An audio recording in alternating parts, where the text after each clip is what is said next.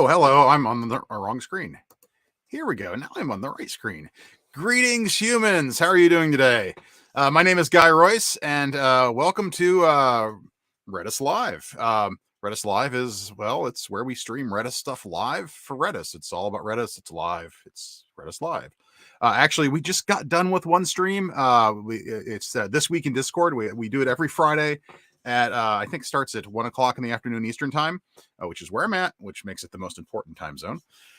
And we've got Suze and Simon and Savannah and Justin are all in there. And what we do is we've got a Discord server up on Redis. We got a Redis Discord server up at discord.gg/Redis. And we gather questions that we've accumulated there over the course of the week and pick the good ones, and we put them up on stream and answer them. So it's a fun little thing. They just finished that up. Now the stream is all mine. Man, that was like the worst evil laugh that I think I've ever done. Maybe I should try that again. And I guess if we edit that in post, we got to give that a good reverb, right? Anyhow, that's what they did. I'm doing other stuff today. Aside from touching my nose on camera, which you're never supposed to do. But, sometimes it just itches, and I got all these hairs, and they poke it and stuff. But what I'm doing today is I've been working on this thing called RedisMUD. RedisMUD is a multi-user dungeon. These were all the rage back in the heyday of the 80s and early 90s when the internet was all about the command line. And I'm a developer, and I'm an old developer, and it's all about the command line, right? And so that is... what we're doing, we're building a MUD backing it by Redis. I'm really using this as an excuse to explore some patterns in Redis that I've wanted to explore for a while. One of these is this idea of hot objects. And so I've got simple classes with properties on them. And those getters and setters in those properties, when you call them, they go to Redis and respond. This is probably a terrible idea, but I'm exploring it to see what my code looks like because it's going to create a very chatty application. And it also... I'm taking advantage of key space notifications to let you the user know when an object has been deleted. So if you have a reference to a hot object and it goes away, we'll still get a notification that, hey, you try to use this thing, but the underlying stuff is gone. I already see some obvious problems with what I'm trying to do, and we may address some of those in this stream. But right now I've got failing tests, and I need to make those work. We're doing all this in JavaScript with Node and Node Redis, and we're using Redis JSON to store everything behind the scenes. I'll probably end up using Redis searches sometime soon as well. So, and I see we've got some friendly faces here in chat here. We got the Deep. I'm going to call you the Deep from now on. I hope you haven't watched The Boys and find that offensive, but I don't know. That seems kind of funny. So we got Deep, and we've got Mephilich, of course. Mephilich is always hanging out. How's it going, Mephilich? How's it going, Deep? Good to see you here, as always. And I should probably share my screen and some code and things like that, shouldn't I? Greetings from the pit. That's right, Phoenix. We did build a pit. It's in our unit tests. Welcome, everyone. So let's go ahead and share my screen. So here we go. I should be nice and neatly tucked in the corner there. Let me turn that little banner message off so it's not nagging you. Wait, unless you're not on the Discord server, and maybe I should leave it up so that you get on there already. So let's go and turn it off. It's discord.gg/Redis. So here's my code. I think that should be big enough. I'm going to look off to the left, my left. It looks like I'm looking at the code sideways. I always like how that kind of works out. But my monitor with the code is over here. So, what do we got here? Well, we've got a bunch of tests. I've got the pit right there, and there we go. I've got the pit. It's a deep, dark pit that stares back at you because I hear that abysses might do that. Some guy named Nietzsche told me that. Was it Nietzsche or was that Jung? I can't remember. Anyhow, and so I create a room and I'm doing a bunch of tests, and these tests are failing right now, and they were failing when we last streamed. And that's a good thing. It means that I have a context of where I'm at when I pick up my code the next time. And it's been 2 weeks since I've done this. So I've lost, I've lost a lot of context. And when I was when these were failing before, I was getting this error, and my reaction to it was, hey, all my tests have passed, but I'm getting an error. And so something's clearly wrong. And it's saying error, promise resolved to null instead of rejecting. So the code I wrote was expecting a rejection, a promise to throw an exception instead of resolving a promise as a result of checking properties on it. So let's look at my room spec. So we've got a room, we can create it. When we create it, we say, hey, it's got an ID. It doesn't have a name or a description because we haven't set that yet. And then it makes an empty document in Redis, and it exists, right? We can call the exist function, and the room will say it does indeed exist. When we update some properties, so we set the name and the description, we then say, hey, it's got a name and description when we call name. And here's some create room.name resolves to be room name. So this is all happening asynchronously. And we have the expected thing in Redis. So far it's create an update. This is going to be read. So we go out and actually fetch the room based on the ID. And then we, of course, it has an ID, which is not asynchronous because that's baked into the object. It has a name and it has a description. And those are asynchronous because it's going out and reading those real time from Redis. When we destroy it, it goes away in Redis. And if it's been destroyed, we want it to throw an error when we try to access the name saying, hey, this room doesn't exist anymore. It's been destroyed. You can't reliably you can't reliably read the properties on this room. And same thing for the description. And I was poking around before stream to get my bearings on where I was at my code. And I know that these are the two tests that I added that are failing. I also have a straight up, if you just destroy it, not after fetching it, but just destroy it, and it just confirms that it's not in Redis and that it exists is then false when you destroy a thing. So I know that these two tests are the tests that are failing. So, and I can prove that if I comment them out and rerun my tests, now everything is hunky-dory. All the hunkies, all the dories. And if I turn these back on, then all my tests still pass, but I get a promise resolved null instead of rejecting. Now this makes sense because if we look at the room itself, we get the name, we don't check anything, right? We're not checking to see if the object has been destroyed or not, if the room has been destroyed or not to do anything. So we could check that. And I tried that off camera and it didn't work. And I think I figured out why it didn't work. So I'm going to go ahead and add some code to check to see if it's destroyed. We'll show that it doesn't work. So I say if this dot destroyed, then we want to throw an error.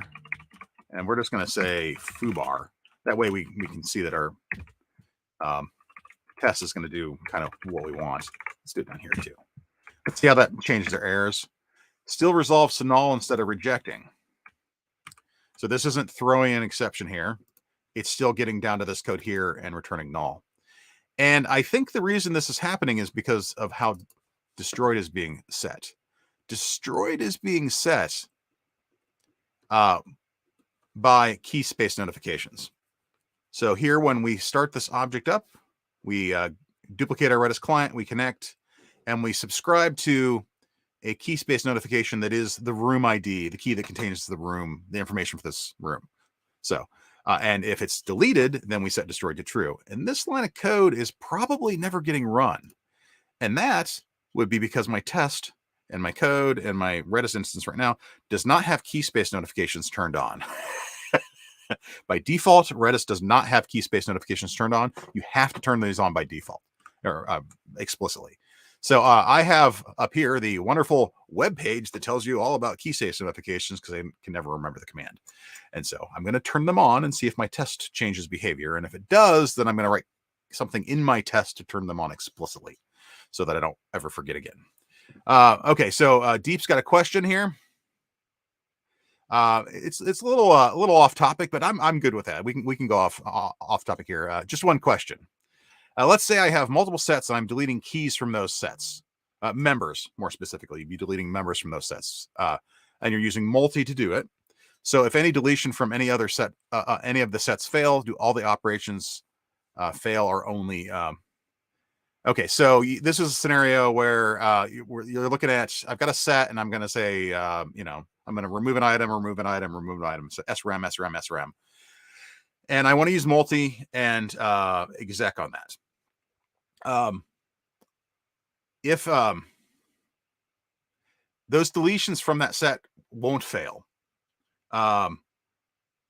they will not delete anything if something's been deleted already. So if you try to delete something from a set, here, let's just bring this up in the Redis CLI. That might be easier. And I'm just gonna do this here. This is a distraction, but it's a fun distraction. And I've been poking around with sets quite a bit lately. So here, so we got the little command line tool. I can embiggen that font there, I think, so that everyone can see it better. So it's no. Screens are hard. We'll do that, and we'll do that. So we've got a set, right? So right here, if we go key star, don't use key star. There's my room. There's foo. You can delete foo. And we'll say set. We'll say sad for set add. Foo is our key, and we'll out alpha, Bravo, Charlie, and Delta, like that, right? So now if we go members, foo, we get our 4 keys. Kicks GUI to the pit. That's right. I'm an old school developer in it, and the command line is a thing I get very comfortable with. The Redis Insight is a fantastic GUI, but for this is perfectly fine. And you're deleting keys from the set. So we're deleting members from the set using multi. So if any deletion from any of the sets fails, do all the operations fail or only fail? So the transaction will be successful. So if I say multi, whoops, not that, multi, I hit enter, and then and you see now I'm in a transaction because it's got that little TX, and I say srem foo, and I want to do alpha, which should succeed, right? I do srem foo bravo, which should also succeed. And I do srem foo, we'll go with tango. All right. That's going to be queued as well. When I call exec, this will succeed because they're all valid operations. So I hit exec, and I get a 1, a 1, and a 0. So there's 2 types of errors you can get in multi. There's a semantic error, and then there's a syntax error. So I just removed alpha and bravo from the set. I didn't remove tango because it wasn't there, but it's fine. Oh, yeah, sorry, can't see. There we go. Yeah. So exec. So here I called multi. I removed a thing that was there. I removed a thing that was there. I removed a thing that was not there. But that's a perfectly valid thing to do. So this isn't going to fail. And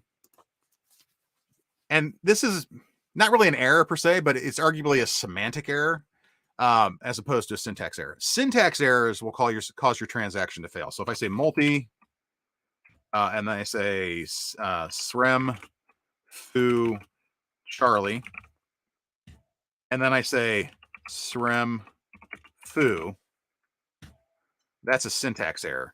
And when I say exec, and it knows it didn't queue it because it knows it can't parse the command. It says it aborts because I have a syntax error. But if I did something like, let's add some things to our set again here so we've got stuff to work with. There we go. I do another multi here, and then I do srem foo alpha. That will succeed. That's not an error. And then I say incrb. Well, this would increment the value of foo by 5. This is a syntactically correct command. This will work. It'll queue it. And when I execute the transaction, the results of those 2 perfectly syntactically valid commands are I removed an item alpha, and I got a runtime error. So this is basically a runtime error versus like a compile time error. And so if you've got an error like this in your multi, in your transaction, that will not fail the transaction. So I think that probably answers your question, Deep. Probably more, if you pardon the pun, deeply than you anticipated. So fun distraction. I actually just did this in a talk recently, so this is a great question. So let's go ahead and there we go. Get back to the failing tests at hand for to RedisMUD, and see if we can make this do a thing. So I need to turn on key space notification, and I don't remember. I never remember how to do that. And so I know I need to set a config option, and that config option is called notify key space events. So I'm going to just go into here. Actually, I'm going to go back into my Redis CLI here. Actually, let's do this. Let's create myself another instance there, and that can be there. There we go. Config set, and then that value, and then the values that needs to be set to are, I want key space events, and I want key event events, and I want all. So I'm going to send it to AKE, and that should work. I don't know if I have to do. I might need to do M for modules because, or I might have to do D for modules because Redis JSON is the thing I'm deleting, and that's a module, and so that would be a key space event for that module. So I'm going to set it to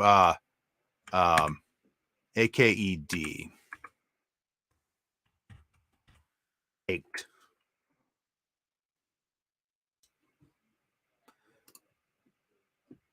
You're very welcome, Deep. And you say it's AFE. I don't think it's AKE. What's F do? F is not an option. I believe, Methlich, you could be wrong. Happens to all of us. So that should do it. That will give me everything that ever happens. And now if I hit enter here and rerun my tests, it still didn't work. That's not what I was expecting. Is my did I add a throw? I did add a throw in there to throw foobar. If it's destroyed, I am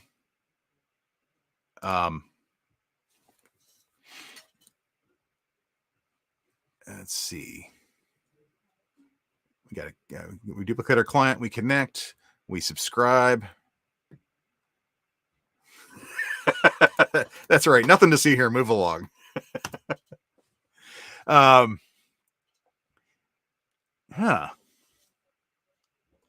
so what I wonder is this actually being called or not? And we can do this console.log message. Let's just log out all the messages that we get when we run our tests. Spam everything everywhere. Let's see. Yeah, let's quit these, and that key space notification just isn't, probably looks like it isn't happening at all, and so it's not notifying me of anything, which would totally make all my tests fail. So that makes sense. So the question is why is my why is that not resolving? Is psubscribe? I mean, it has a callback. That's how it works, right? Psubscribe false pattern string listener. Yeah, she just handed a listener, which is this little arrow function. And we should see these messages coming through, and we should see the channel coming through as well. Am I not initting this thing? Am I not calling init? I could not be calling init in my spec. That's probably, well, how do I do that? So if I call create, and I call fetch, that inits there. Yeah, I'm calling init there. And in my test, so in my test, I'm calling dot create.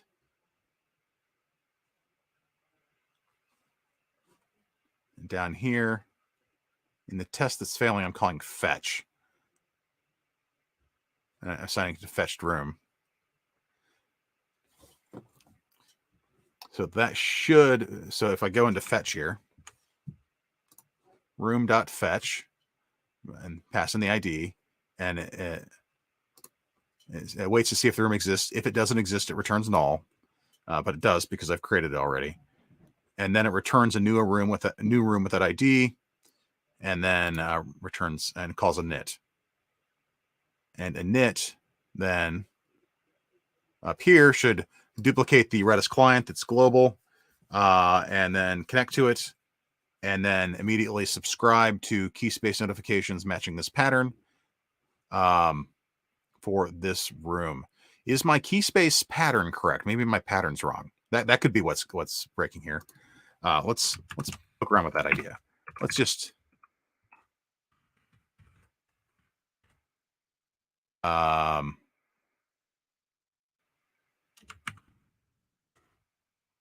do this. See if that makes a difference.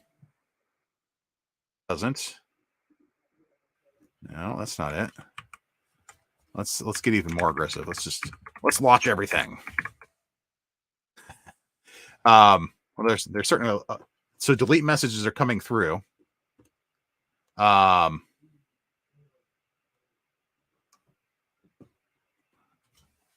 So we're getting a delete.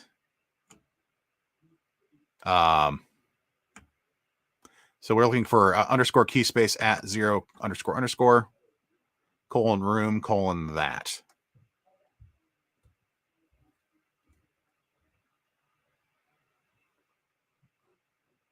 Colon the room ID. Is my little function that gives me my oh, no, okay, yeah. Well, when I put star there, it finds them all.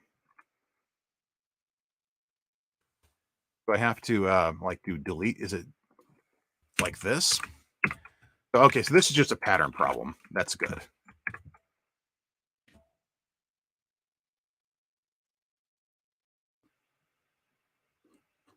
Let's quit that here.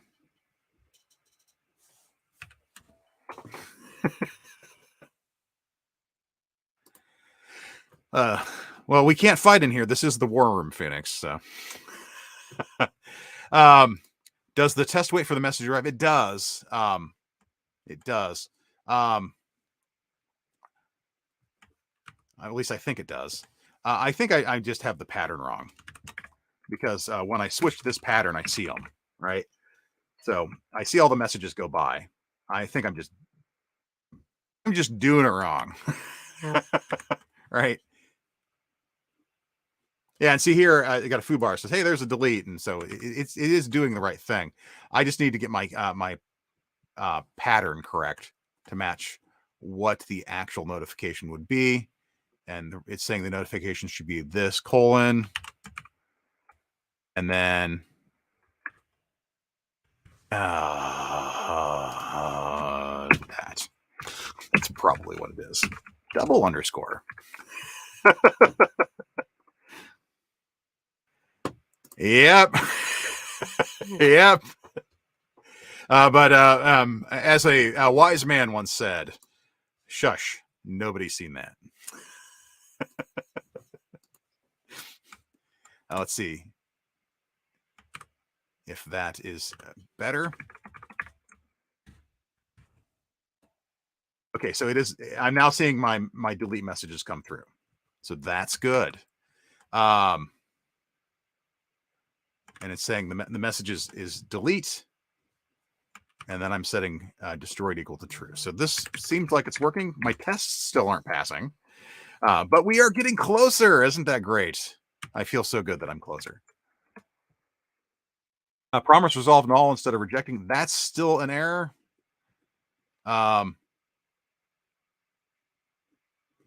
Hang on. Shouldn't be seeing those notifications anymore because I turned them off.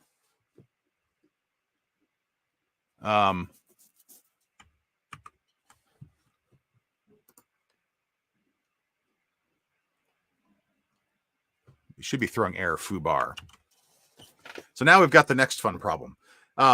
This is the joy of asynchronous code, isn't it? So I think this is one of the things I'm learning with this pattern that I've been playing around with this sort of these hot objects, is that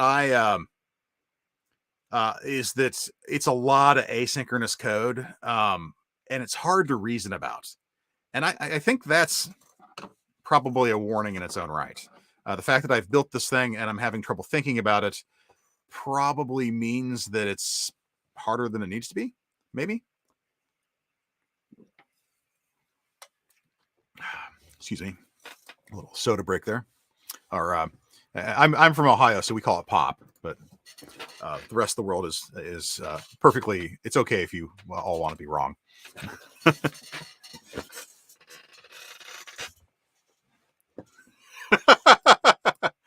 That's right. We're actually building Munchkin. We've got a contract with Steve Jackson Games to create Munchkin Online.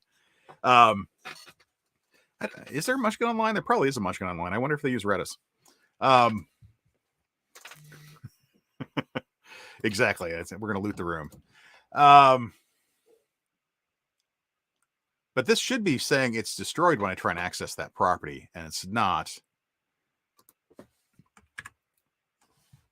So my promise still is, my test is still not doing what I want. Let's take a look at the test again.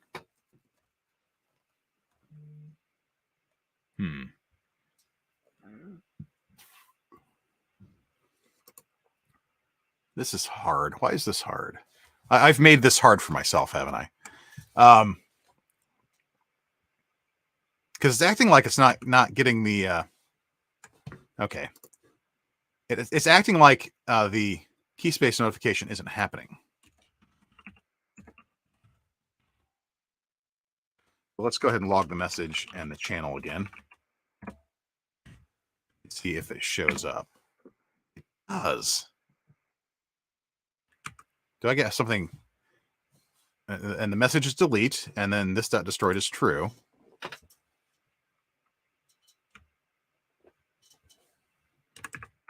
The await. Well, that's a good question, Captain Codeman. Is for the destroy call to Redis, not waiting for notification to come back.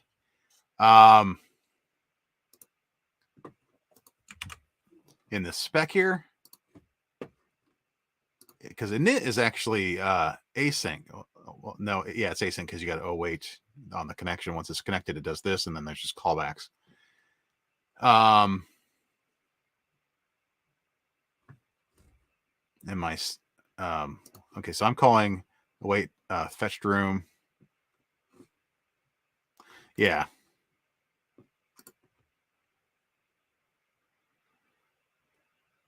Yeah, I'm not sure the rejects is actually necessary there either, Phoenix. I think that's what you're talking about in the test. The await in here. You thinking on line 65 there, Captain Codeman? That.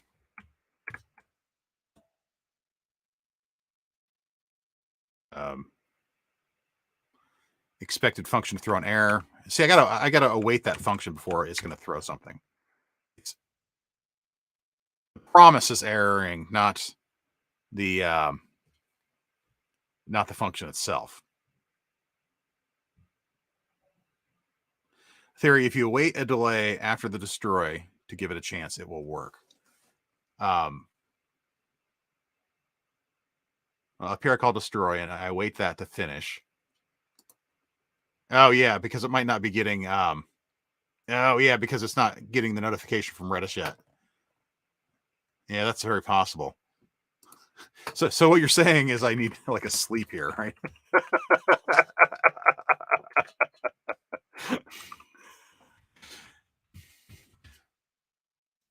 Yeah. Okay. Oh.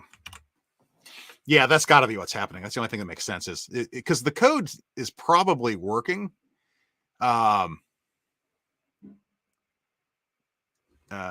Exist works. So then, yeah, so in here we want to say console.log. Here we'll say console.log destroyed. And here and that'll tell us when it's destroyed. Up here, we can say, well, let's do all this in the code. And then in the destroy function,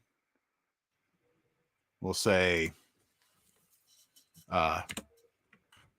destroy requested. And then obviously this is async here. Unlinking. I actually wonder if unlink versus delete might be part of the problem here too. So there's a destroy requested, and then up here we're saying the destroy happened. And here, let's go ahead and console.log out the key space started. Actually, I can go down here just after the fact. Let's see what it's doing. Okay.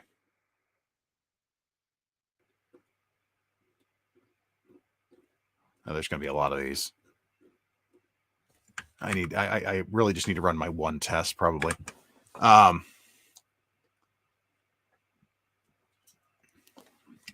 When destroyed has nothing in Redis. When destroyed has nothing in Redis. When destroyed has nothing in Redis. So it's key space is started. The destroyer is requested. It comes in as destroyed. And I need to check one more place. I need in my test or in the getting of the name. Yeah, and say console.log this dot destroyed like that.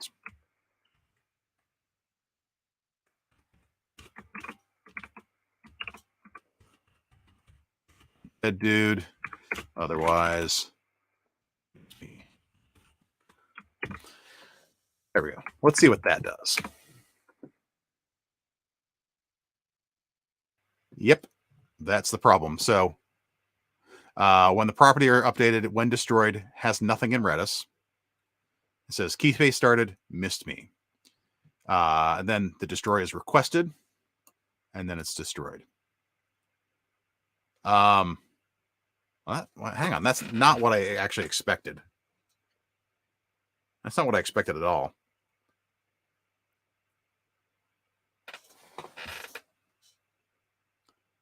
Why is it calling miss me right off the bat? It could be just I'm checking the name property, but let's look at my spec again here now.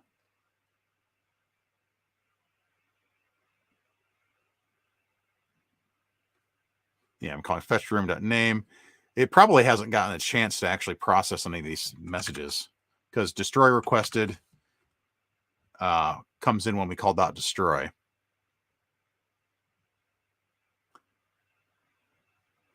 So I'm calling destroy here.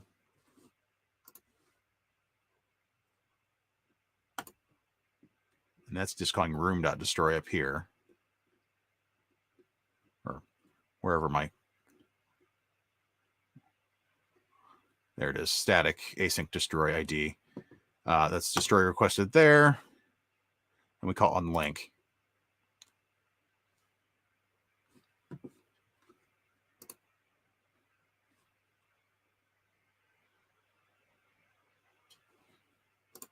Yeah, that's right. The destroy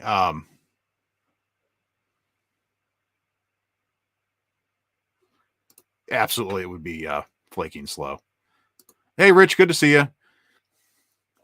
I was actually on a call earlier with Rich. He's starting to use Redis for a project for his employer, or his client, and so providing some free consulting to an old friend. We used to work together at a Pillar back in the day, so always good to talk to you, Rich.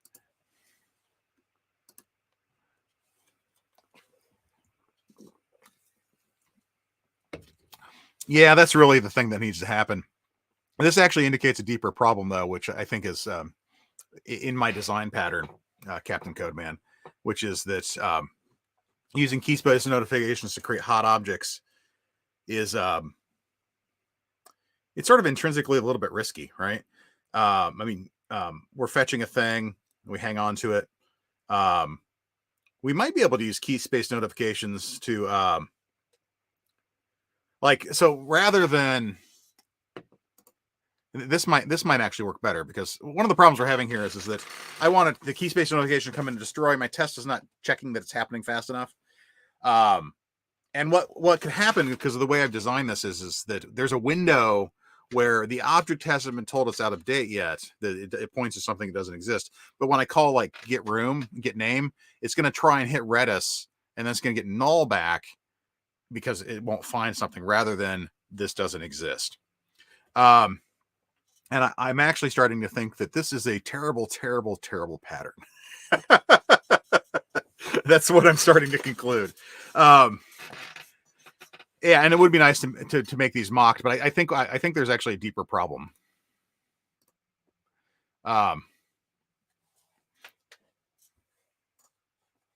Yeah. Well, actually, I can't do that, because I can't just when you call delete. I don't think that'll work for what I'm trying to do, because I'm trying to create these hot objects, and if you could have like 10 instances of this object that are all waiting for key space notifications saying whether it's valid or not, that all point to the same thing, and I want all of them to know. And what I'm wondering is, what other key space notifications do I get? Because I might be able to, rather than have a hot object and get things in real time, I might be able to just say, just monitor everything from the object and say, has this thing changed? So when you fetch it, it actually goes out and reads Redis, sets a bunch of setters, and then it gets told when Redis has changed, and then it just updates itself if someone accesses something, or maybe just updates itself whenever Redis changes. But I'm not sure if we get a key space notification for a change. I think we do. Let's find out.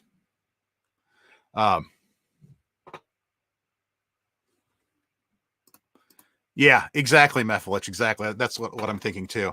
But if you had stale data for a little while, that wouldn't be terrible. Like if I fetched an object and then the data was slightly out of date, but eventually it synced up because it was notified that it was up to date, or notified you it was deleted, that might be a better thing. And so maybe I should change the way this pattern works altogether, and just get rid of all the like these async name getters and setters, and just have fetch actually, fetch. Let's take a look and see if we can get a key space notification for something having changed. I'm going to actually launch Redis Insight to do that. And of course, it goes on the screen that I'm not using. Here we go. So here we got Redis Insight. We'll go to that local one. Let's embiggen this and embiggen this. And can everyone see that okay? That's probably okay. And we've got a spot on here for the pub sub. So if I hit subscribe, I should just see messages coming in. If I expand the CLI up, you can't see it. Let's go to here, and we'll just set what keys do I have here? I got a foo key already, so let's delete foo. Actually, should set foo to bar. We got a set thing. Let's do set foo to Baz.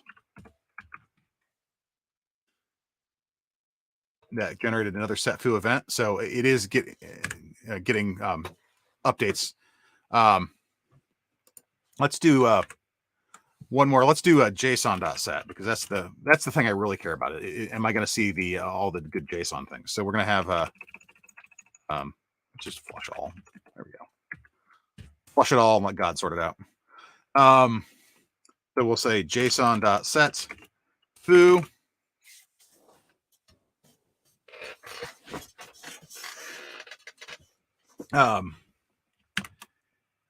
And then we're going to say at the root, and then we'll give it a simple JSON object with foo, and use single quotes here, guy. And we'll call it set foo to alpha and bar. Now let's just set foo to alpha. Okay, so we should see JSON.set was called on key foo. And now if we say JSON.set foo dot $.bar, and let's just set that to Bravo. Bravo.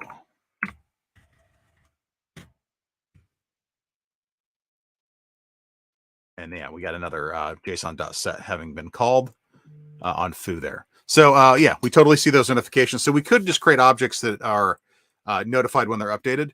And in answer to your question, Captain Codeman, why would you have more than one instance of the same room object?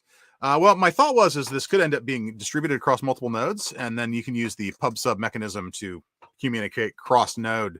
That so I've got like 5 servers running, and they all have users that are in that room. If you've got an instance on each of the servers, then they would all be notified. So it's a convenient way to do cross process communication. So that's one of the thoughts there. The other thing is if I'm a lazy coder, I suppose I could just instantiate as many as I wanted, and then they just all update simultaneously, which might happen if there's multiple users logged in to the same node. They go out and fetch the room. There's no reason they have to get a different room. I suppose you could have the same instance. It is JavaScript. That might be a better way if I have a single process. But if I want to go multi-process, this lets me fan it out. And ultimately, this is the pattern I want to explore. I want to see if I can get them to sort of have several instances of the same room instantiated and see if I can get them to sort of sync up. Yeah, I'm kind of thinking that maybe the course of action here is to just dispense with what I've done so far. This is the nature of exploring these patterns, right? You just don't know what you're going to learn. And then rather than say destroyed, we could just say, we probably still want that sort of thing. But we could have a room object that's when you create it, when you fetch it, it just fetches all the data from Redis directly. When you create it, it creates an empty one in Redis. When you set things, but then you got to call save if you want to make changes to it. That's not terrible. I'm gonna poke around with just some code here in general. I think I'm gonna ignore my test for a little while. I kind of want to get my brain around this idea. Maybe I should create a different thing and a different class that I want to play with, just to experiment with the idea, so I don't have to like go and destroy a bunch of code that I've written. Now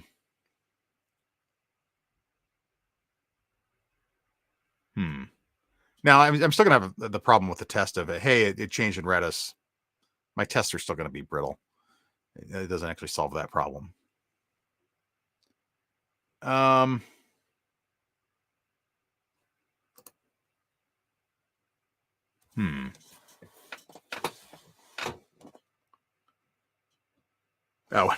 I had a check there already. It's calling get fetch property, and I was checking. I didn't even see that. Actually, the correct place to do this would be down here. But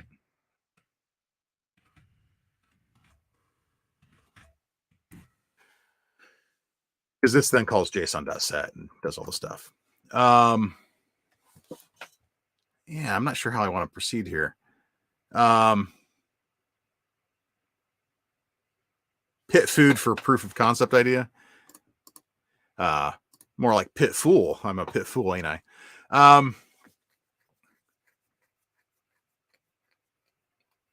It's still good. The problem is when it comes to, I actually think what's happening is what I've written, it totally works. It's just my test is broken.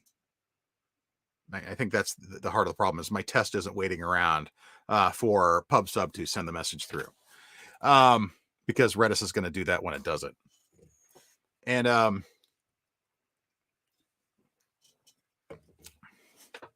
my proposed alternative would be tidier, although it does make saving a little bit of more of a pain. And it's less atomic. It does. It still has that problem. Like when I go to write a test, it says, "Hey, Redis is updated," and so I probably should be mocking Redis out to do this. But I'm not exactly sure. I'm deliberately not using any mocks here. I wanted to kind of test with the Redis in real time, and I could do something like really chintzy, like basically putting a timeout in there. But that's a brittle test. I've been down that road before. I know how that ends. I'm kind of surprised I didn't see this coming. Well, no, I'm not. I should have seen this coming. It's like, oh, as soon as you start doing stuff async, and you're relying on a notification for Redis to come back and say this thing's been deleted, that's going to be hard to test. And mocking out Redis like this, I think, is going to be extra challenging. I actually don't think that now that I talked myself into creating a new thing. We're going to create the pit food class, but now that I'm talking myself back out of that idea and thinking that this pattern is still, this will work. It's just not testable, which is like the worst kind of code. Rich, you need to be judging me harshly right now. I'm writing untestable code.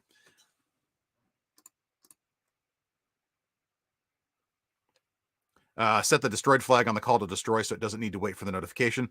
That works for this instance, but the other instances won't be notified of that. So that won't work cross-process. That's the problem. Because I call destroy here, and then I could certainly say, this is a static method, actually. But I could do it down here. It doesn't really need to be a static method. I mean, if you don't have an instance, well, you could say destroy thing by ID. You don't necessarily have an instance of. I mean, I can certainly do this dot destroyed equals true, and that'll probably make my test very happy, right? And it does, actually, in fact. But yeah, and you're right. Cross-process, there'll always be a race condition calling when something else has just deleted it. I know. And so that's sort of the conclusion I'm coming to too, is because I'm going cross-process, because I'm using Redis to do this out-of-band notification of, hey, this object was deleted out from underneath you. I don't think I can easily write a test without mocking out Redis to test that.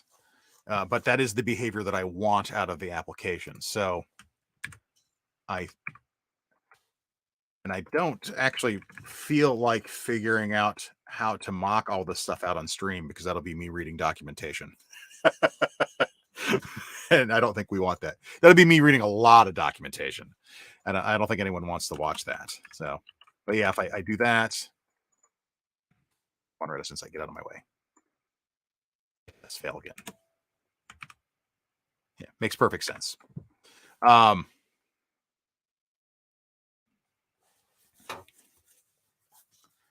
But these static functions, this is where the actual destroy happens. I don't have access to the instance. It will eventually be destroyed, but I have no way of writing a test to validate that. Don't mock the pit. We all know how that story ends. The abyss stares back at you. Okay, so we know what's going on now. Now the question is what do we want to do about it? What do you want to do with your life? I want to rock. Oh, sorry. 80s moment there.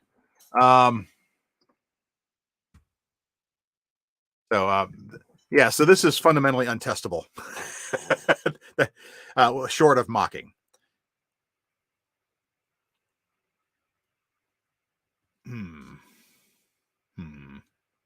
The other problem with the pattern of Sorry, Rich. I didn't mean to go all Twisted Sister on you, but you know, it happened.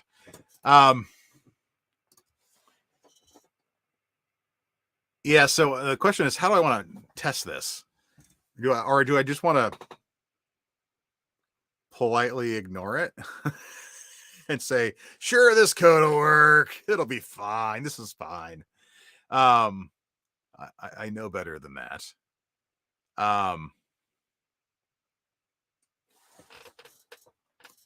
No, I do know I want to do this. I actually think that if I'm going to use this sort of asynchronous delete pattern, then my pattern just fundamentally won't work. I don't think this sort of notification mechanism is compatible with. I'm talking myself back into doing the experimental thing. This sort of notification pattern I'm using is not compatible with these real-time objects, right? So if this thing doesn't know it's been destroyed, but someone asks for the name, it's going to go get the name of a thing that's been destroyed. That intrinsically won't work. Therefore, I shouldn't be doing this in real time. I should be doing this based on what I got when I fetched, and then just update it when I'm told there's an update. So let's go down that path. So let's look at our spec here, which doesn't work. And we'll say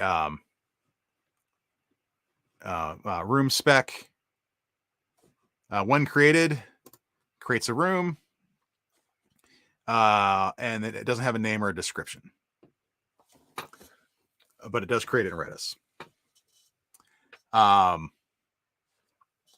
And it exists. If we update some properties and call save. Oh, so when the so we need to have a call to save.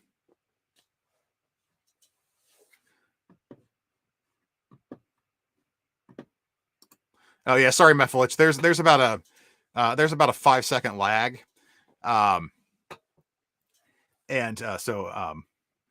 I actually am reading I have a view of the chat here. It's a big scrolling thing. I can click on them, and so I could call exist key instead of subscribe. That's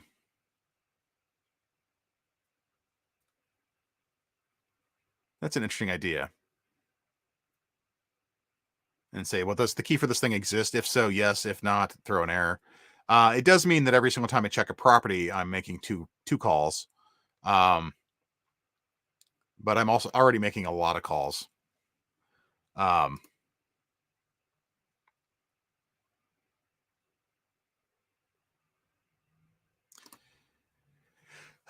Just Redis be the second factor. Is it there or not? Yeah, that's sort of what Mephilich is saying as well. And or handle errors when calling Redis to get set. The problem is Redis won't error; it'll just return null, which might be correct, might not. I guess in some ways, it kind of doesn't matter.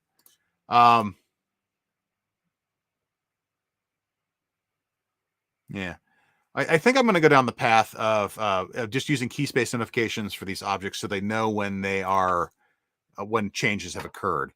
I know that that's going to be hard to test, but I think that creates something viable. And so you got these objects that are just aware of when other people change the underlying data. In some ways, this is kind of like it's like a trigger. You know, someone changed something in Redis from somewhere else, and then all the objects need to be notified that changed. Anything that's accessing that data. I think that's an interesting pattern to explore, which is really kind of the point of this exercise. The goal here isn't necessarily to build a MUD, because I'll probably never finish this, but it's to explore these patterns and see what happens, what I learned from them, and share what I learned in real time. And to look at the clock and say, gosh, is this stream over yet? This is getting hard.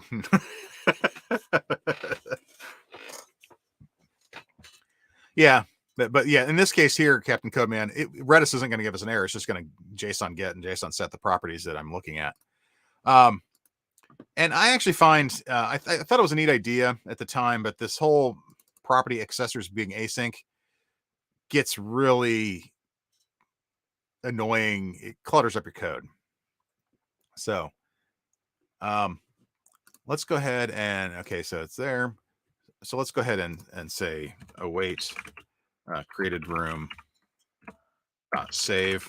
So we'll call save on an existing room. So if you change it, it will save it out there.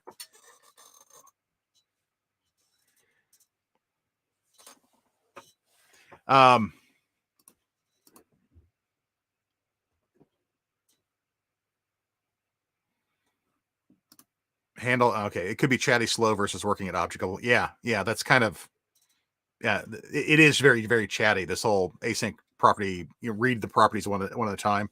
Each one of those is a Redis command. It is very chatty. That's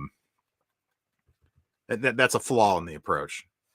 Combine cap and Captain Codeman and Mefilich's ideas. Handle error on results of Redis exists. Okay, so the idea here is that I would call in room.js down here. This would say it's destroyed here.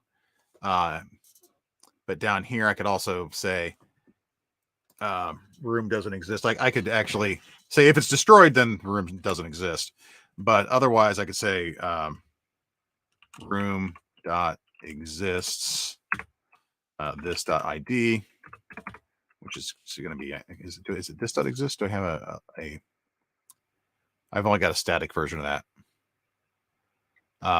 That's fine. ID. Await that. Const exists.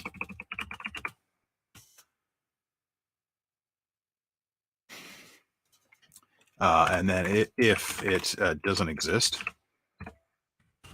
our room does not exist. That probably works. Yeah, it totally does. Because we're catching it one way or another. So if it's destroyed, then we just get out of Dodge.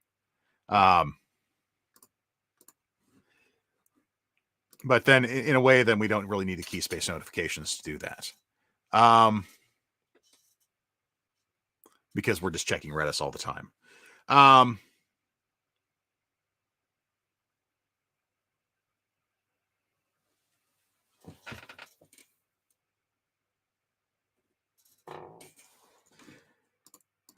Yeah, that could happen too. I thought about that too as I was doing it. You call exists and then something else sneaks in. And so you could use multi and then the complexity fans out, right?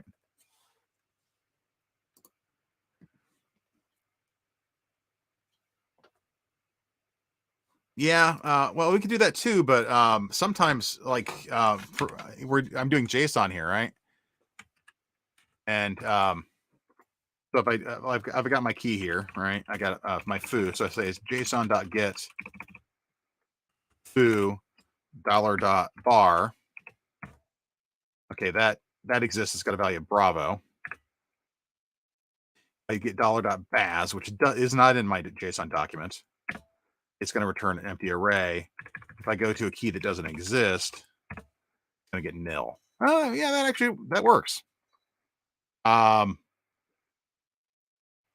Because that means the key isn't there at all. That's interesting. That's way better.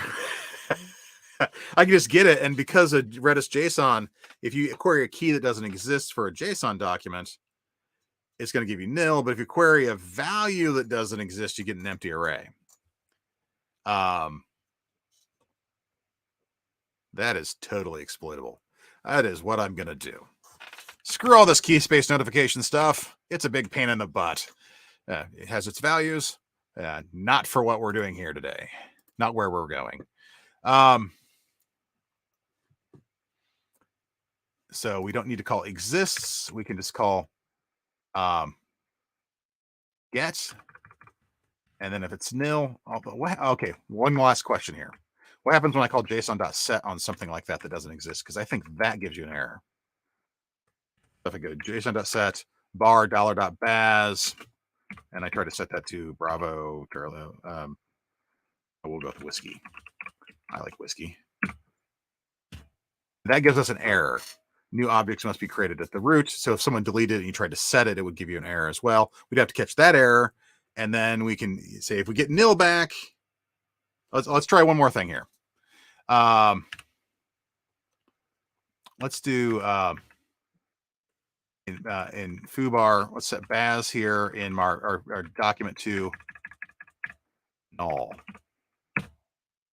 Perfectly valid thing to do. So if we do json.get foo, foo bar Baz with a value of null. We do json.get bar Baz, that's going to return nil as well. So if someone actually explicitly set that to null, that would look the same as if it didn't, the object didn't exist, or the property.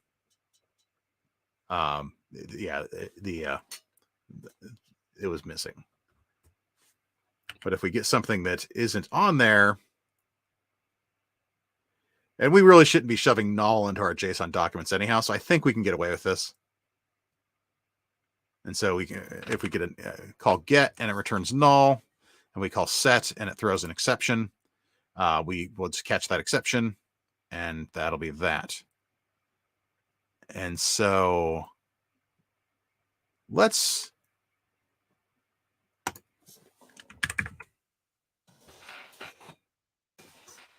rid of this. That means we don't need any of this key space notification. One of the big problems with the key space notification too is that if every object has a connection to Redis, that is a lot of connections. So this is like just in many ways a bad idea. So, and Mephilich is saying there's also a question how Node Redis treats all those null nil values, undefined null. I think they always come back as null in Node Redis. I'm pretty sure that's how Label A implemented it. I think that's probably even before Label A. Nils come back as null, not as undefined. I think that's just nil gets turned into that. So I think that's fine. And we can call destroy, which is going to remove the room. And then this destroy, so that's all good. And so then right now my tests are probably all failing. Am I still? Let's quit this, clear. Bring around the tests. I think I got some stray console logs somewhere. No, I don't.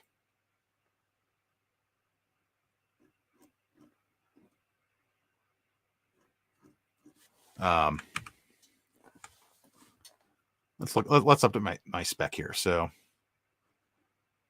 we create the room, has valid ID, has an empty name and an empty description when it's created. So it creates it, writes it out.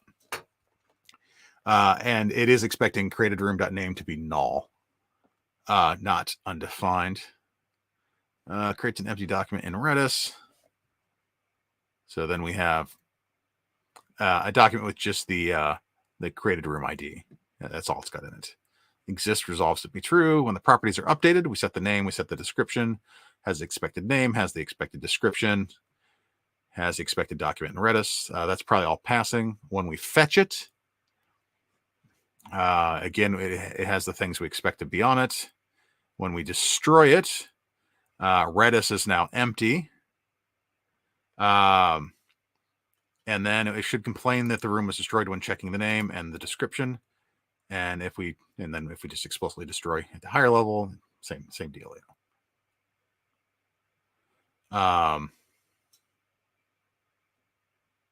Let's see what our tests are saying now. So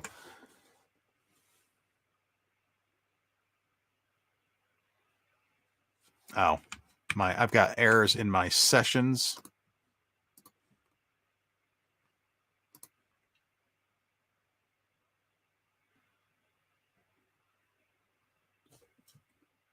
Is it in here? What's it complain about? This.room_unsubscribe, this.room ID. It's in session.destroy.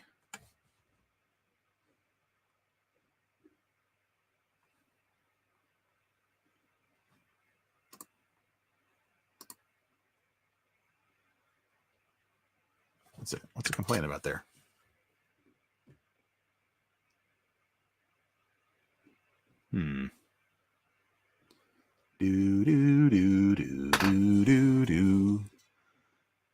probably shouldn't do that. We'll get a copyright strike. The problem is I don't remember what this does. it's been a fortnight since I've looked at this, a little bit more actually. So I've got the room subscriber and the user subscriber, and then we connect, and then the room subscribe. This is when things happen with the room and there, and then destroy has room subscribe, unsubscribe. Those should work actually. Not sure why that's complaining. Why?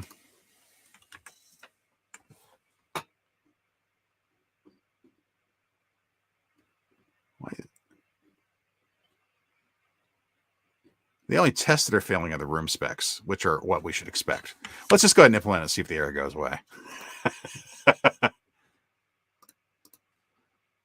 Yeah, it's something. It's definitely something. No matter what, it's definitely something. So we need to just, in here, we need to say if destroyed, then room doesn't exist. And then instead of checking to see that it doesn't exist, we'll say Redis key, and then we'll say JSON.client. If we have a value, we're going to set it. And then if we have a value, we're going to get it. Right now, my test is only checking the get. I'm not checking that I try and set something. So I need to look at this return value. So we'll say return whatever that is, and say const results equals, and then we'll return results, and we'll get a better name after that. Wait Redis client.json.get key path. And that should return for our given path, which is going to be like the $.name. If that returns nil, then that is an error. And if it returns anything else, it's the result. So if result is nullish, let's say equals to null, throw new error, boom.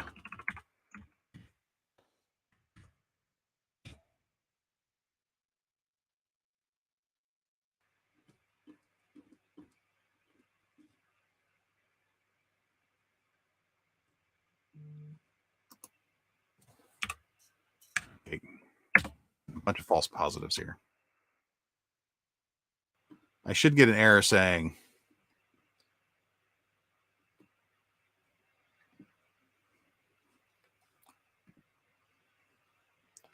cannot read properties of undefined reading ID.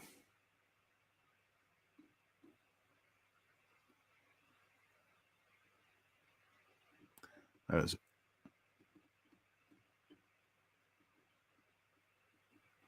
21 tests.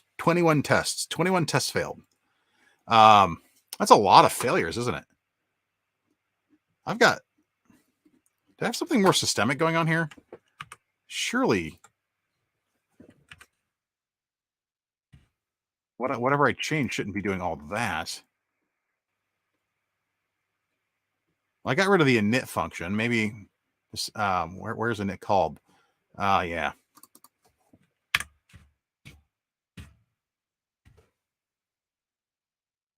In here. Did I do that in the session as well, or in the user? No, I didn't do it there. Okay. Okay. Now I'm getting the errors that make sense. Yeah. All fails all the time. So now I'm getting boom instead of room doesn't exist. So we can go down here to room doesn't exist.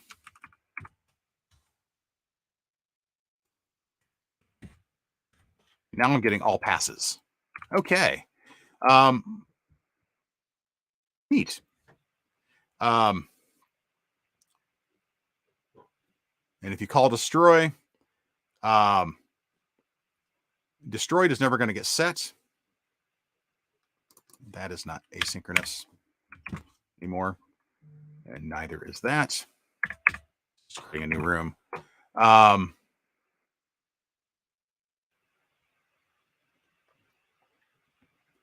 And I was just thinking something. I've lost it. It fell out of my head already. was this dot destroyed is never called. We could mark it as destroyed if someone destroys itself. I'm just going to get rid of this. We're just going to check. Now we still have the problem that between the well, no, we don't. This is an atomic check because we're just getting here. We're not handling the set condition though. It really doesn't now.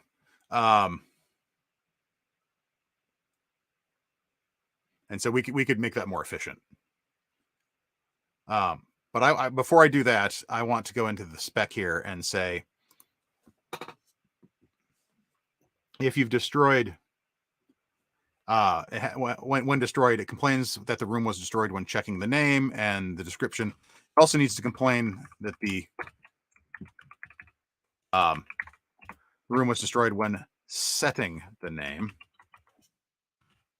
and setting the description.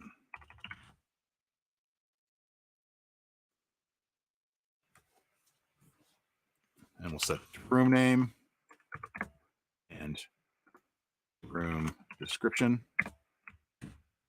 That'll probably still. And here we get error, new objects must be created at the root. So that's the error we should expect. Oh, by the way, I was talking to Captain Codeman. I didn't highlight his comment here, but does it need to get right after set? No, it doesn't. Once if you've set it, there's no need to call get again. This is just laziness on my part.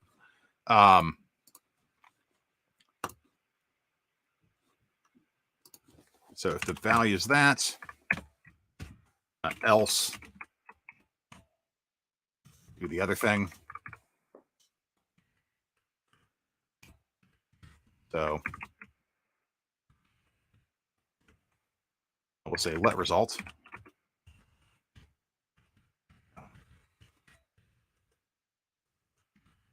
That, and then here we'll return. That'll be more performant. Oh, that's interesting. The result is not defined. Const result.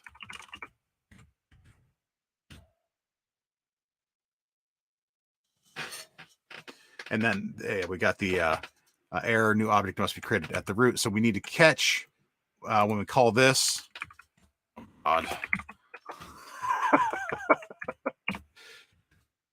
Catch error. And then this is going to be, well, we could just do this. That will probably make our test pass. It does. It's not good enough. I would like to actually validate that I'm checking the particular error message. So let's do console.log that error out.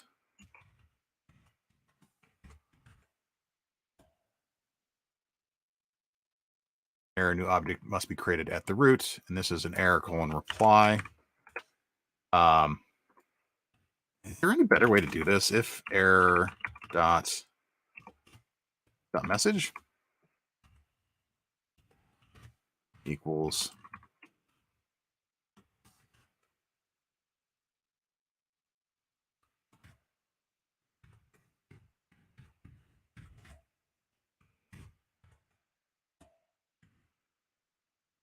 else.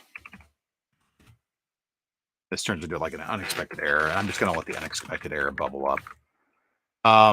That is such a hideous way to check that, though, isn't it?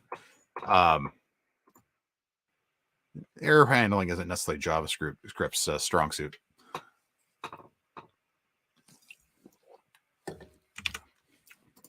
But there we go. This happened atomically. We're trying to set them. If we try and set them and it's not valid, then it's not valid. If we set this, we do have an odd edge case here. I think I'm just going to politely ignore it. Of if we set something to null on purpose, that is going to probably shove a null into Redis into the JSON document, and that could cause some issues where it would think something doesn't exist when it does.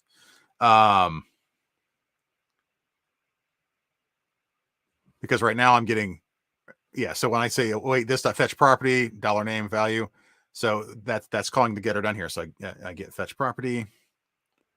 And if value is undefined, then we're gonna, or if value is undefined here, we say json.get, and we get a result. If that result is null, we're going to throw an error, which means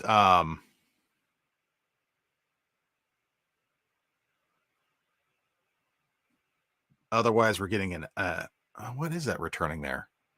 I think it's returning. What does it return? Undefined or something like that? Because up here we're looking at the result and getting the description out of it. Oh, the result's going to be yeah,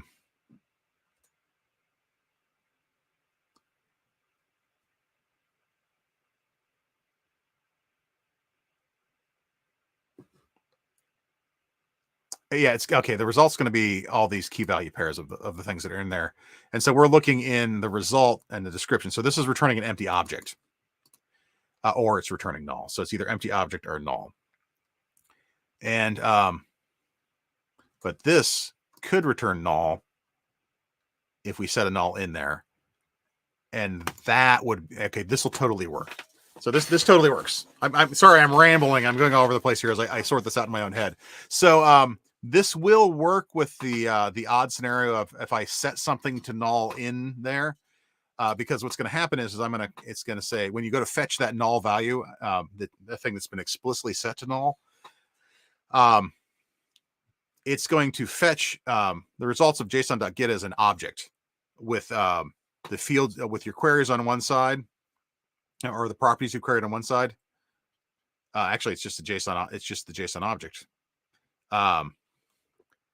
And we're going to get the description out of that thing. And if the description's not there, this is going to return undefined. And if result is undefined, that's also going to be fine. Actually, is it undefined or? Let's just log out what we get. Console.log result. I want to see it.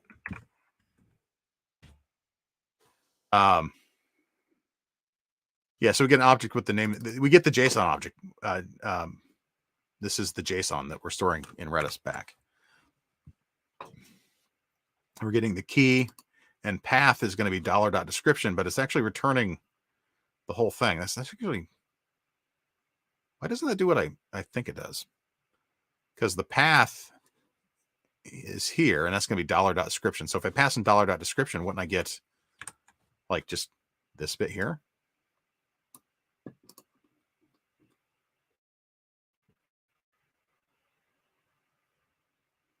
So the ID, name, description. It's not doing what I think it should be doing.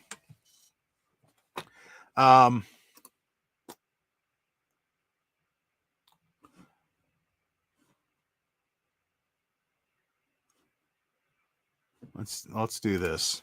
Let's see all the things.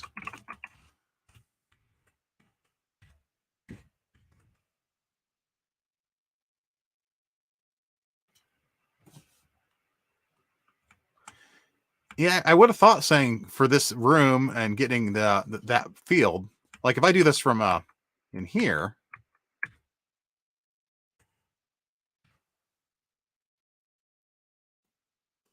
the JSON.get. What do I have my room in here? Keys star. But if I do JSON.get a key of foo, and I say $.foo, that's going to return alpha. But when I do it here, it's returning the whole object. And I wouldn't expect it to do that. I would expect it to return just the bit I wanted, which makes me think that I'm calling JSON.get wrong. I think I'm calling JSON.get wrong. I bet you if I did this, it would do the same thing. Yeah. So it's ignoring the second argument. right? Should be a dollar dot. And let's hard code it in there and see what happens. Yeah, it just ignores it. I don't want to get the whole JSON document back each time. I want to go out and get the individual key. So let's take a look at Node Redis and see how that's functioning. It's not doing what I thought it was doing there. So we'll go to examples. We have a JSON example here that we can just crib. There's a search JSON.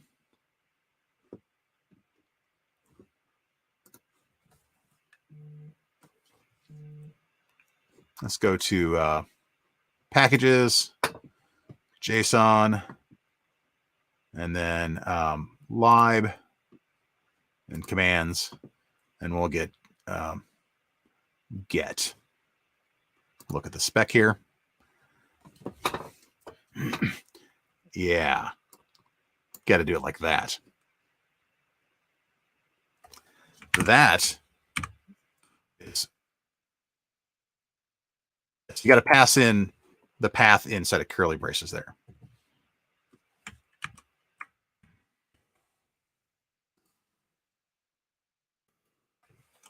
Like that. That's going to break a lot of tests.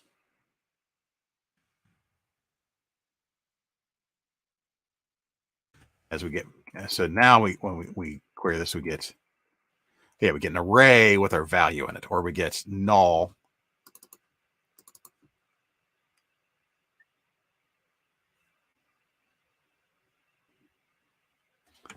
There we go.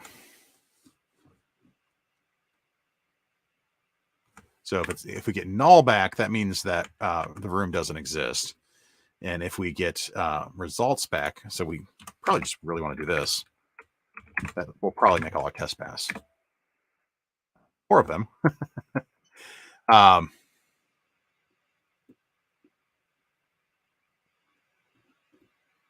room when created, when the properties are updated, when fetched, has the expected name.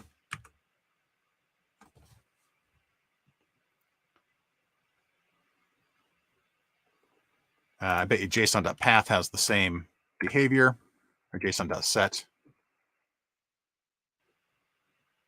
Let's look at the set spec. They're saying set path value.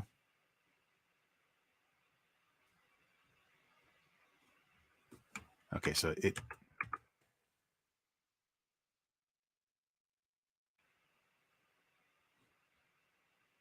so that one does work that way.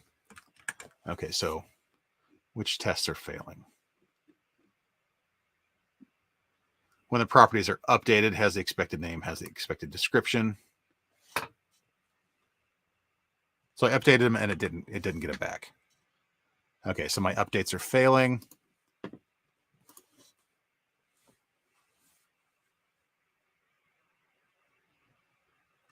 Okay, so you're saying dollar equals root, $.pit would be the section pit, right?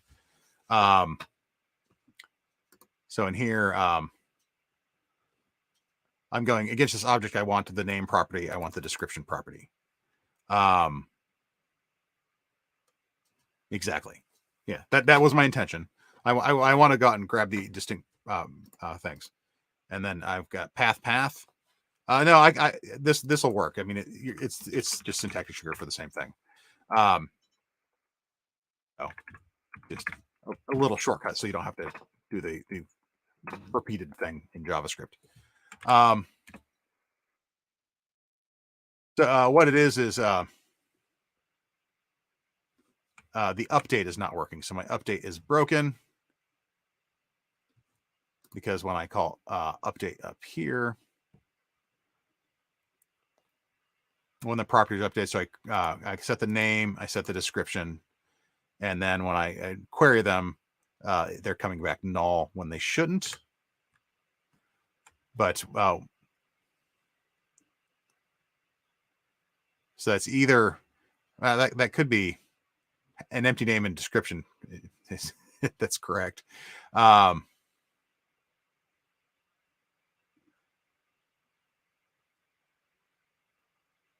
It's interesting because I'm seeing them the output here when I log it, but I'm probably doing something stupid, like not returning it or something.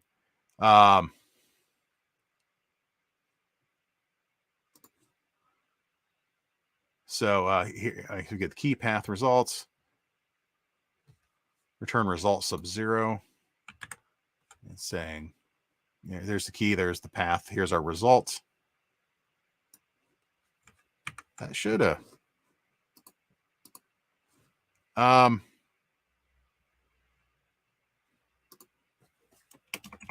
if I do that, then yeah, you're right. I got it. The problem is up here. Yeah. That works. Thank you. Thank you, Captain Codeman. So that was totally the problem. That's one of those things. This is why pair programming is such an effective thing, right? So that's the room doesn't exist.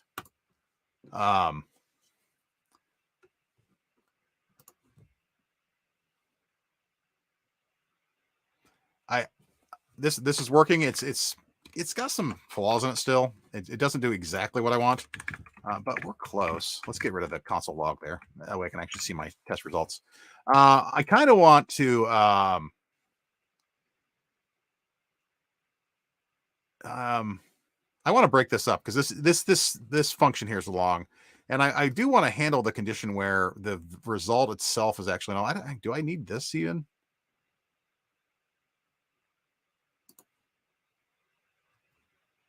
I don't think I need that actually. Oh yeah, I do because sometimes it's undefined. If the result is there, no, but if I don't have it, if my result is empty, let's look at console.log result.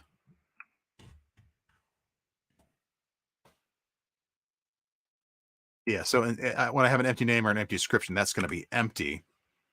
It's going to come back as undefined because I got an array back, but there was nothing in it. So this is just making sure that it's a null. So that's still a good thing because this is going to return an undefined. I could do this, and then I just can do, and it turns into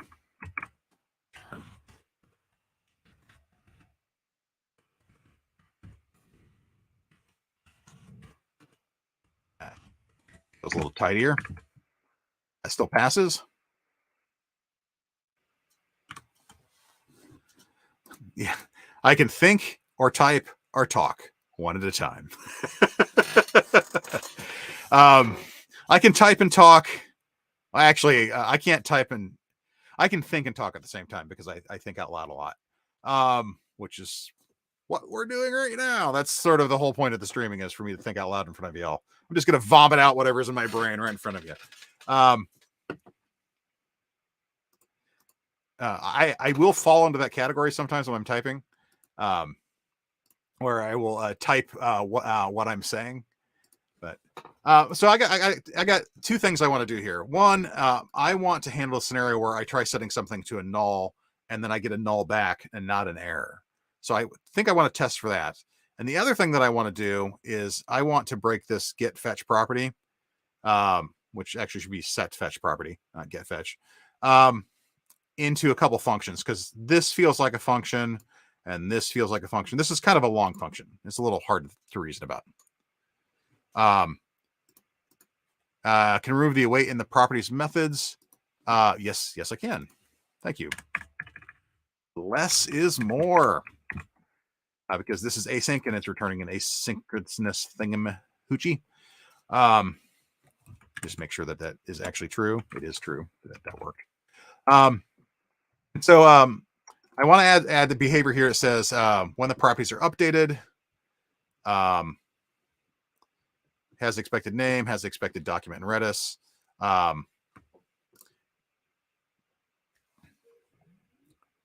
I want to make sure that I can update the properties to null and then get them and get them back out.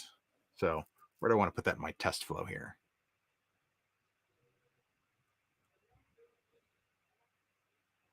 I can just do it up here.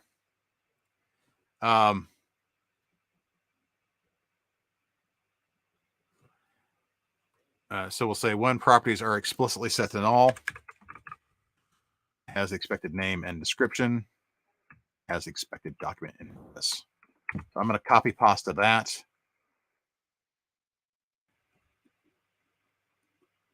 Down to here.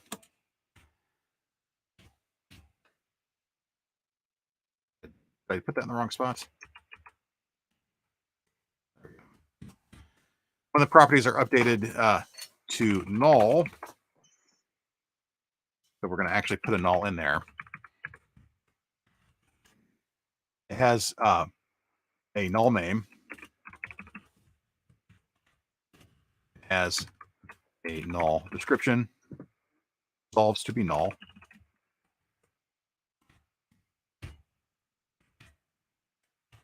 Resolves to be null. I could type. That would be great.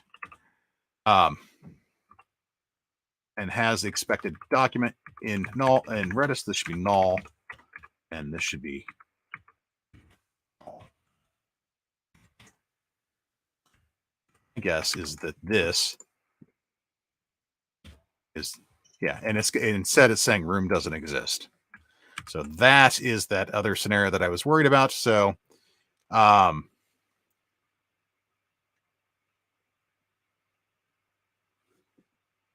let's go ahead and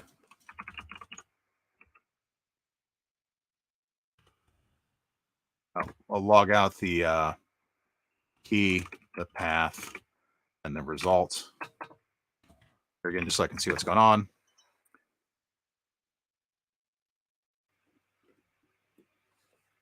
So here it's actually returning null. When created, when the properties are updated, when fetched, when destroyed, complaints, the rooms are destroyed when checking. Okay, so that's returning just null, not an array with null in it. This is when it has an empty name. I'm not actually sure the setting things to null is working.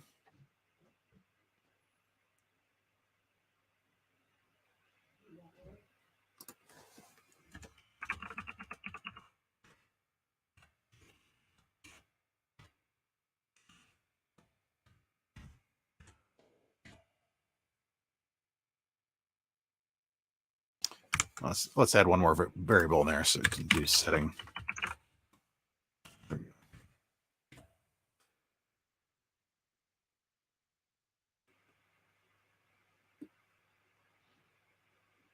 It's just writing out the word because null doesn't print. So that's not gonna log anything out.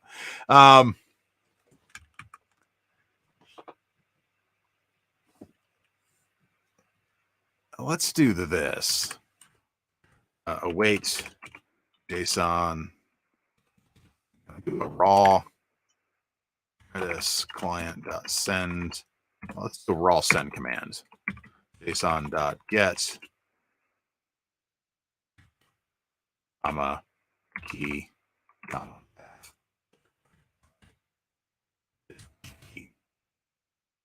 See if that actually will.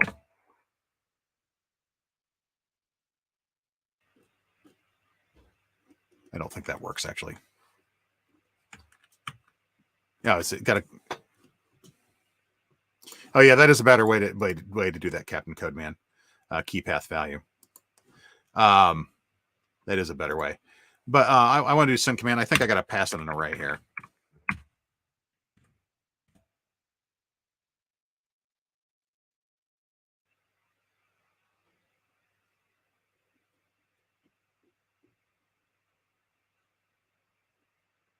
I wonder if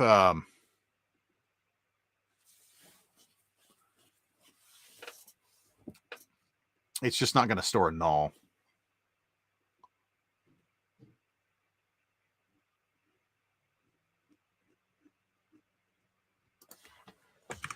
I'm actually starting to think that we are not going to be able to get a null in there.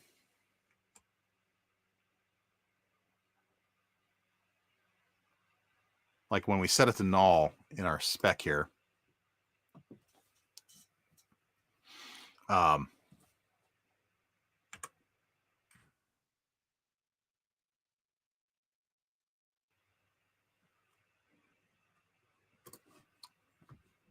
let's take a look here. I'm going to go ahead and put those things there. But I think the try catch might be masking the error. That's kind of what I want to test.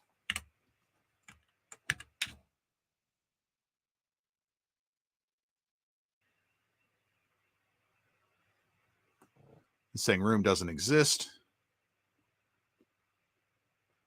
when we update to null.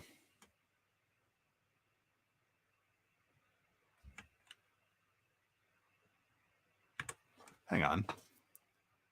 When the properties are updated to null.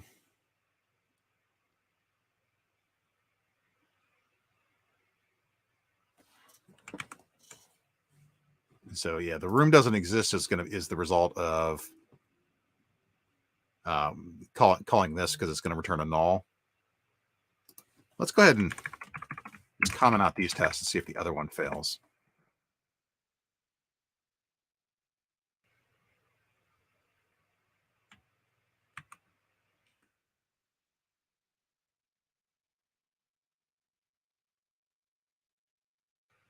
Oh, yeah. So it's catching room doesn't exist is happening anyhow.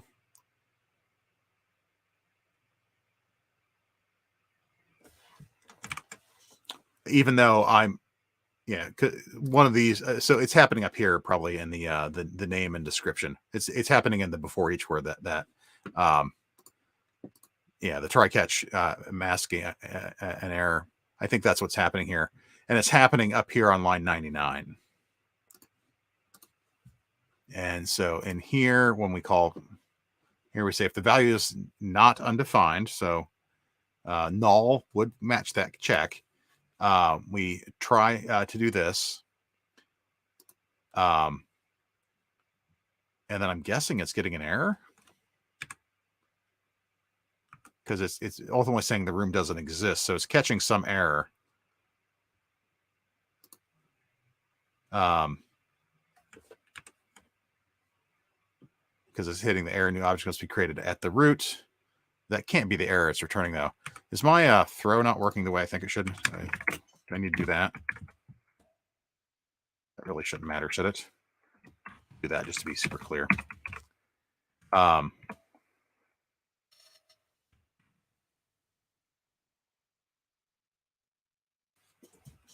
actually don't. So we're getting an error when we try doing this, when we say json.set key path value. Yeah,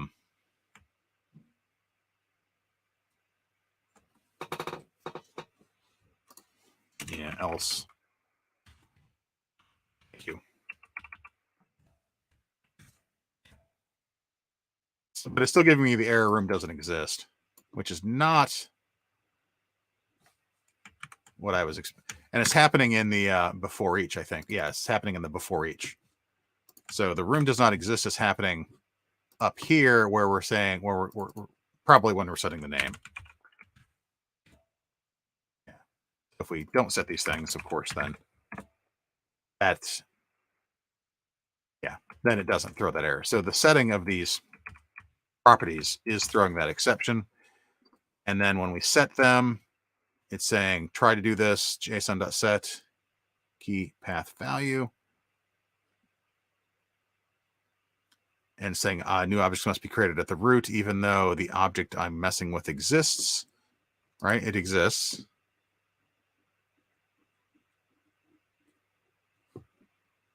Does it? No, they don't, because I put my code in the wrong spot. This code needs to happen after it's created. So that is a correct error. I just put my code, my test in the wrong spot. Now it passes. Okay, good. I'm not insane. And that passes. And that passes. So this actually works. And so the thing I was worried about isn't a problem. We're able to set it to null. If there's actually a null in there, it looks like it's returning it, right? I mean, all my tests are passing, so surely I couldn't be wrong. Yeah. Illuminati confirmed.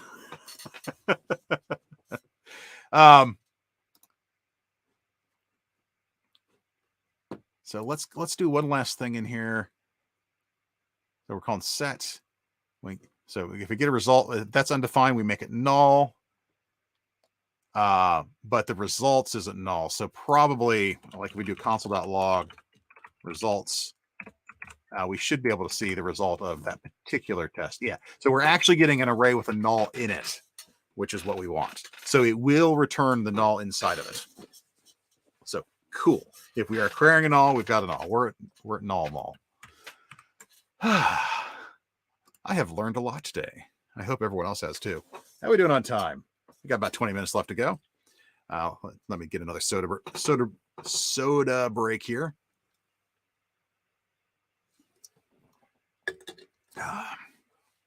Placing it on my nice new coaster that I got.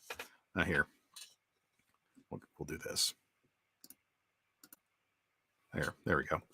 I was at Atlanta DevCon last week, which is why I wasn't able to stream, and they gave me this nice snazzy coaster made out of like stone or slate or something. So fun. Right, here I am. There we go. So we'll put my pop can back on there. I think I want to commit. I think that's a good plan. Hey, Rich, should I commit? I think I should commit. Got terminal, new terminal. Get status, get add dot, get gem. Oh, what have I done? What have we done here? What have we done? Removed sub madness, handles nulls like a boss. Push. There we go. Yes. No methlich. It is not obsidian. It's just a piece of black slate. And yes. Rich agrees that I should commit early and commit often. Yes, just like voting. So let's move this over here a little bit. I can't see the edge of my monitor. Yeah. So that's doing things and stuff. And this pattern is working. It's actually working pretty well. And it's the really nice thing here with what we sort of stumbled upon is that these are still individual commands. And so whenever I go and fetch a property or set a property, it's individual commands. And so that means that's an atomic operation, in and out. I don't have to use multi. I don't have to get transactions, anything like that. I don't have to watch things. And it also means that it'll work in a cluster because I'm just dealing with a single key. So let's go ahead and make this, let's refactor this a little bit now that it does all the things that we want it to do. And let's go ahead and first off, let's rename this. This should be renamed set fetch property because it's either setting or fetching the property or fetching the property. And then let's go ahead and break this out into async set property and async fetch. And we'll just say, hey, let's go down here. Let's go down here. And so set property is going to try and call rediscont.json set. It needs the key, the path, and the value. This just needs the key and the path. That's probably all we need to do. And then up here, we can say if the value is not undefined, then we are going to call set property key path value, and return it. And we don't need to wait it because it's returning async itself. And then here, otherwise, it's going to be return that. No, return this dot fetch property, key comma path. And that all goes away. Let's see if that still passes. I still got my console.log in here. Let's get rid of that. There we go. And that. And so what this really means is we get the key and then we just say return value undefined.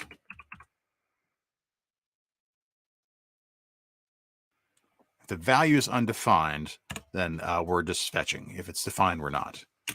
And I can just use a ternary here.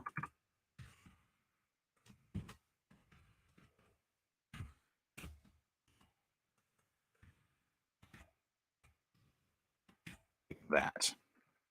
Correct. That still passes.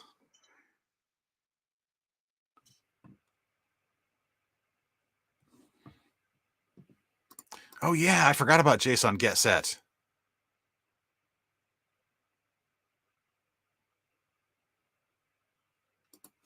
What's the can we take advantage of JSON.getSet? Let's take a look. JSON. This is the problem. Redis has like 1,000 commands, and keeping track of all of them is hard. Is there getSet? No, there isn't a getSet. There's a getSet. There's not a JSON.getSet. Does the client have implement a getSet? Oh, it'd be nice to have. Yeah. Gotcha.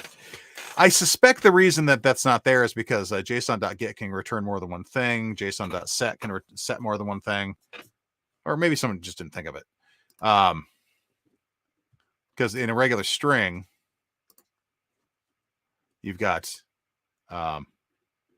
get set. So it's set the string, and you can also say set with the get argument.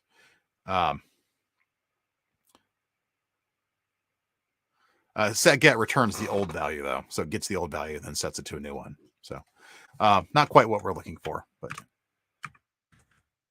and so then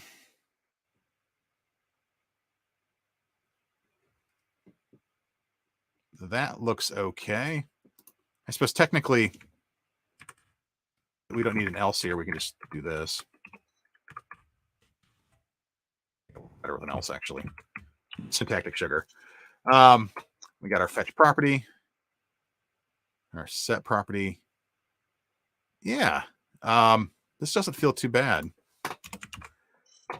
Anyone see anything that they think should be refactored? Everything. Yeah. Yeah, let's see, is there anything else I want to dink with in here while I'm here? So I got the name, the value. We're still destroying.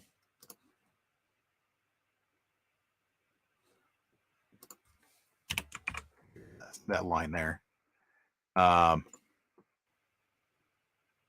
then I'm not even checking to see if things are destroyed or not. We just got rid of that concept entirely.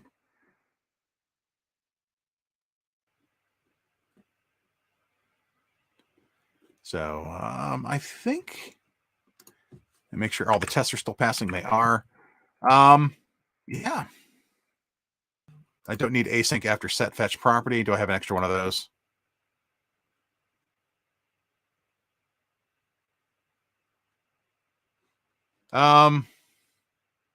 Yeah, because the two things it's calling are async, and you're just returning the promise. It work.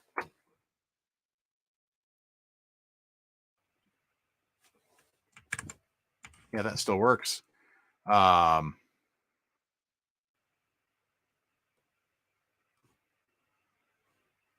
because this is marked as async. I think if I took that off, it might complain.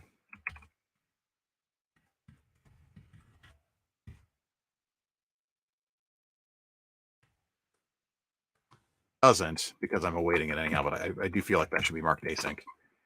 Yeah, I don't know. I think I like having that marked async, even though that feels like the right thing to do.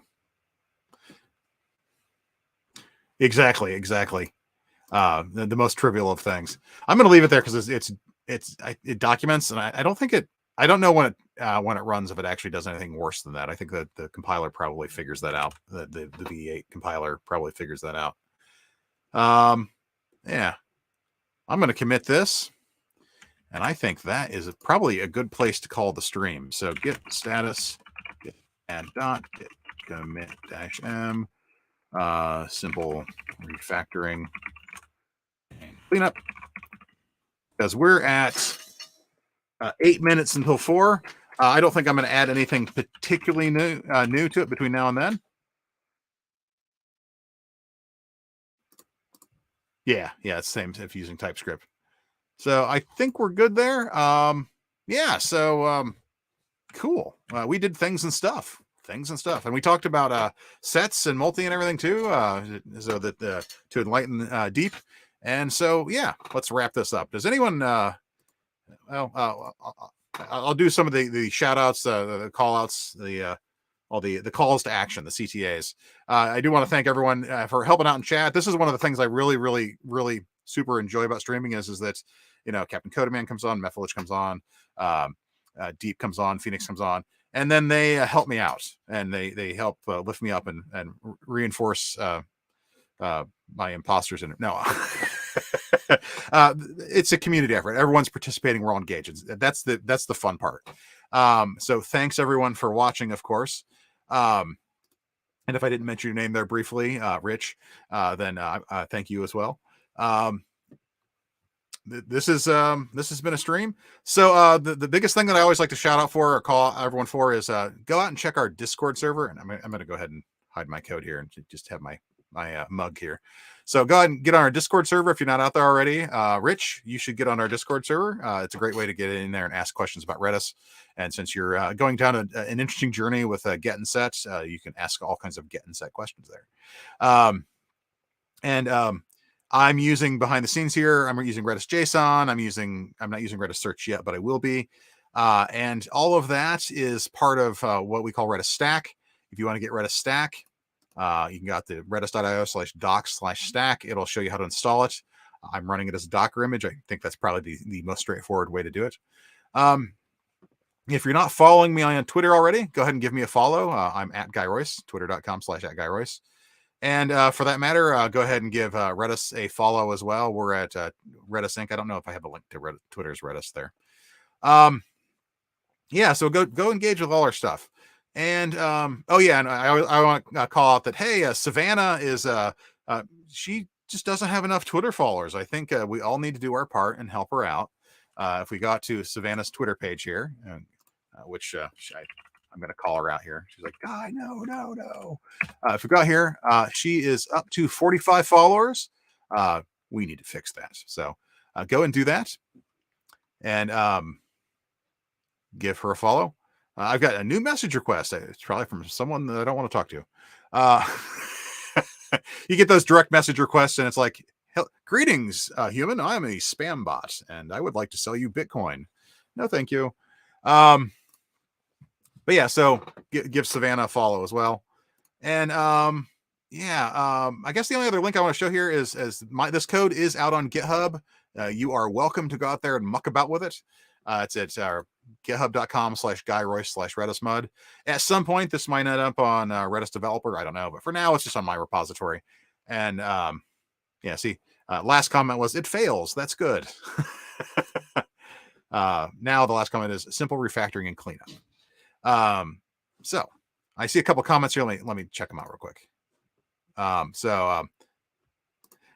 Despite our distractions, you made it work. Not despite of, because of. You are helping me make this happen. So, and Wilco, I'm already signed up. Good thing, Rich. See you on Discord. And Captain Codeman, you have a nice weekend as well. I'm actually, I will not be streaming next week because I will be in Norway.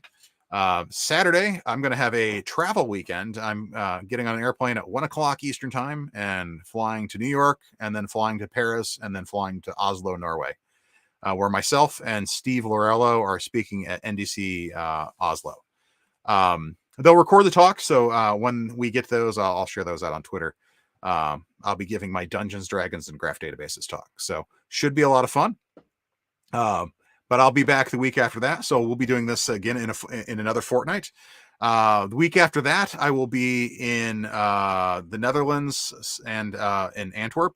I'll be speaking at Techorama and then at Devox Belgium. And so if you're in the area, drop by, say hi if you're in any of these places.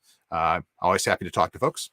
And the rest of you have a fantastic weekend. I'm going to call this stream. I think we've got like 3 minutes and 30 seconds to get an exact 2 hours. And that's plenty fun. So thanks a lot, everyone. And I will see you next time. Bye-bye. Wait, I got to click end here. Okay. Bye-bye. Oh, I have to actually say end broadcast. It makes you click end twice. Come on. Well, I can only say bye-bye one more time.